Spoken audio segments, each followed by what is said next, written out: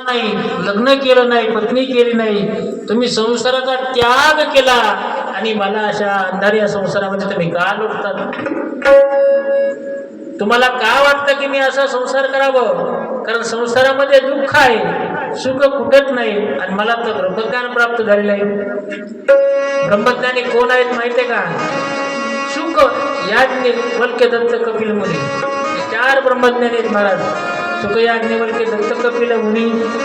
हरीशी जाणून हरीच झाले. मग सुखाचार्य महाराज म्हणतात मला ब्रह्मज्ञान प्राप्त झालेलं आहे आणि तुम्ही एवढे तपस्वी असताना मला तुम्ही संसार करण्याकरता प्रवृत्त करत आहात. त्यावेळेस व्यास महाराज सांगतात, अरे बाळा, संसार करून सुद्धा परमार्थ करता येतो आणि संसार केल्यानंतर सुद्धा सद्गती प्राप्त होते. कोणी सांगितलं की संसाराचा त्यागच करावा म्हणून? संसार सुद्धा जरी व्यवस्थित केला तर महाराज संसार सुद्धा तो परमार्थ होत असतो महाराज. पण संसार सुद्धा तसं झालं पाहिजे. तुकोबराचे महाराज सुंदर प्रमाण आहे, विधीचे सेवन विषय त्यागाचे समान. संसार जर विधीपूर्वक सेवन केलं तर महाराज म्हणतात संसाराचा त्याग केल्याप्रमाणे आहे त्याचं. म्हणून संसार सुद्धा माणसाला सद्गती प्राप्त करून देतो. व्यास महाराज आपल्या असणाऱ्या मुलाला समजावतात.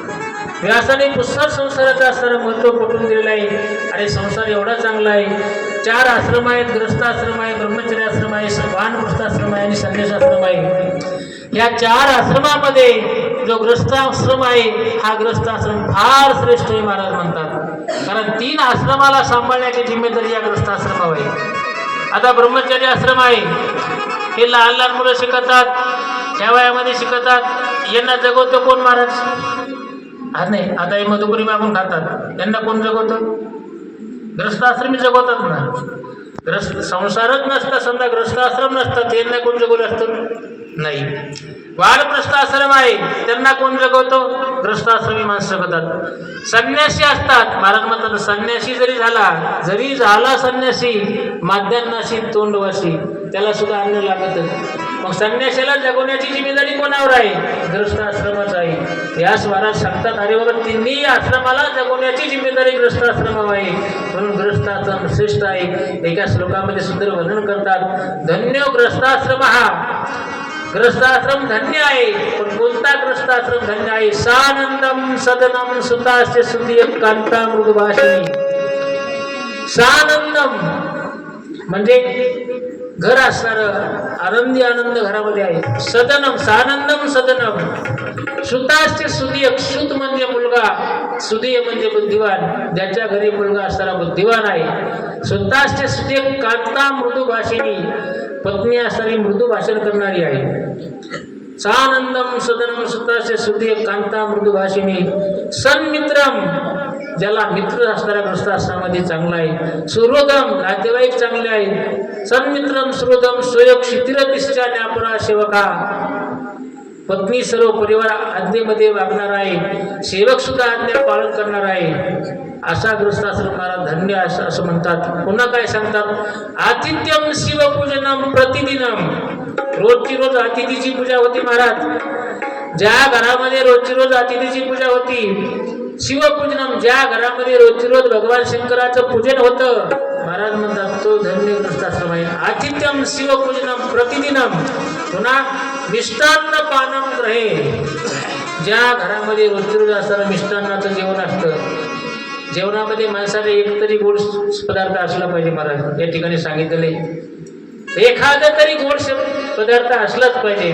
नसला तर एखाद्या साखर तरी देतोय महाराज, आहे का नाही? पण महाराजांना साखर पण झाले कोणाची, आहे का नाही? आणि जे पण झालं ते आवडत असतं जास्त महाराज, आहे का नाही? म्हणतात जेव्हा खाचे दिवस होते तेव्हा खायला भेटत असतो. आम्ही 4 ठरला असताना आणखी आहे ते मनुष्यभर का महाराज, मस्त भजन म्हणतो, चांगला काय आहे की वयस्कर मनुष्यभर का. तेव्हा म्हणायचा जेव्हा खाचे दिवस होते महाराज खायला भेटत नव्हतं. निष्ट्या बेसन भाकरी असायच्या, बुंदी तर भेटत नव्हती म्हणला. आणि आता काय खाण्याचे दिवस आहेत पण आता खायचं नाही. म्हणून मिष्टान्न पानम ग्रहे, ज्या घरामध्ये रोजची रोज असणारं मिष्टान्न होतं तो ग्रस्ताश्रम असणारा धन्य आहे. आतिथ्यम शिवपूजनम प्रतिदिनम मिष्टान्न पानम ग्रहे. आणि पुन्हा सांगतात साधवो संग उपासते सततम धन्य ग्रस्ताश्रम हा. ज्या ग्रस्त आश्रमाला नेहमी साधूची संगती आहे, संताची संगती आहे, असा आश्रम महाराज म्हणतात धन्य आहे. आलं तुमच्या ध्यानामध्ये? या श्लोकामध्ये सांगितल्याप्रमाणे असा आश्रम असणारा धन्य आहे. आणि त्याच्या विरुद्ध असणारा आश्रम असणारा त्या आश्रमाचा महाराज या ठिकाणी धिक्कार करतात. कोणता आश्रम? क्रोशंतस्य सवारी सदनम पंकावृतम चांगनम. क्रोशंतस म्हणजे काय? ज्या घरामध्ये लहान लहान लेकरं नेहमी आपला भोंगा लावतात, एक नाही, कोणी आले की हासूस, कोणी आले की हासूस, लेकरं नेहमी रडत राहतात. महाराज म्हणतात ते ग्रस्त आश्रम धन्यता देण्याचं लायकीच नाही. क्रोशंतस सवारी सदनम पंकावृतम चांदनम. शय्या दशवंतीचे वृक्ष मशनम धुमेन पूर्णग्रम. जी शय्या असती म्हणजे झोपण्याची जी जागा असती तिथे काय वृक्ष ढेकण आहे. शय्या दशवंतीचे म्हणजे ढेकणं नाही. जुन्या काळामध्ये ढेकणं राहायचे महाराज, त्या ढेकणाचं सांगितलेलं आहे. जिथं नेहमी ढेकणंच असतात असं जे घर आहे महाराज म्हणतात ते घर असतात त्या ग्रस्त आश्रमाचा धिक्कार असो. वृक्ष मशन म्हणजे वृक्ष म्हणजे नेहमी ज्या घरामध्ये शिळ अन्न खाल्लं जातं, शिळं अन्न नेहमी खाऊ नये. एखाद्या वेळेस थोडंफार खाल्लं तर ठीक आहे. नेहमी शिळं अन्न खाणाऱ्या माणसाची बुद्धी असणारी काय होत असेल, त्या बुद्धीची असणारी प्रगती होत नाही महाराज. म्हणून नेहमी असणारं शिळं अन्न खाऊ नये. एखाद्या वेळेस ठीक आहे, पण नेहमी ताजं अन्न खाल्लं पाहिजे. म्हणून वृक्ष वचन धुमेनं पूर्णग्रह. जे घर नेहमी असणारं धुमानं म्हणजे धुरानं भरलेलं असतं ते घर सुद्धा काय महाराज म्हणतात तो गुरुचा आश्रम धन्यतेच्या लायकीचं नाही. अशा प्रकारे पुष्कळ सांगितलेलं आहे. स्नानम शीतन वारिरामी सततम धीग धीग ग्रस्ताश्रम हा क्रोशंत शिशव सवारी सुंदरम पंकावृतम चांगनम. शय्या दशवंतीच्या वृक्ष बसणं धुमेन पूर्णग्रह. अशा प्रकारचा जो ग्रस्ताश्रम आहे महाराज तो धन्यतेच्या लायकीचं नाही. व्यास महाराज सुखाचार्याला संसाराचं महत्त्व सांगतात. अरे बाळा, तू लग्न कर, संसार करावा आणि संसार करून परमार्थ करावा. संसार कसा करावा आहे की नाही? संसारी असावे, असोनी नसावे, भजन करावे वेळोवेळा. असोनी संसारी जिभे वेगू करी वेदशास्त्र करी पाहिजे सुद्धा. असं पुष्कळ असणारे व्यासाने समजावलं. पण सुखदेव महाराज ऐकतात, महाराज माझी लग्न करण्याची इच्छाच नाही, मी लग्न करणारच नाही. बराच विस्तार आहे त्या कथेचा.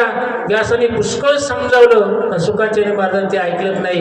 व्यासाच्या मनामध्ये विचार आला, आता मुलगा आपलं काय ऐकत नाही असं म्हणतात ना. मग कान कोणाच्या हाताने टोचतात? सोनाराच्या हाताने टोचतात. घरची घरी कोणी येत नसतं, घरी घरी कानं दुखत असतात एखाद्या वेळेस. मग व्यासाच्या मनामध्ये विचार आला, म्हणजे आपला मुलगा आपला ऐकत नाही, याला तर बाहेर पाठवावा. मग व्यासाने युक्ती केली, म्हणजे जा राजा जनक आहे त्या राजा जनकाच्या दरबारामध्ये बघ. राजा जनकाला 500 बायका आहेत. किती बायका? 500 बायका आहेत. म्हणजे एवढा त्याचा मोठा संसार आहे.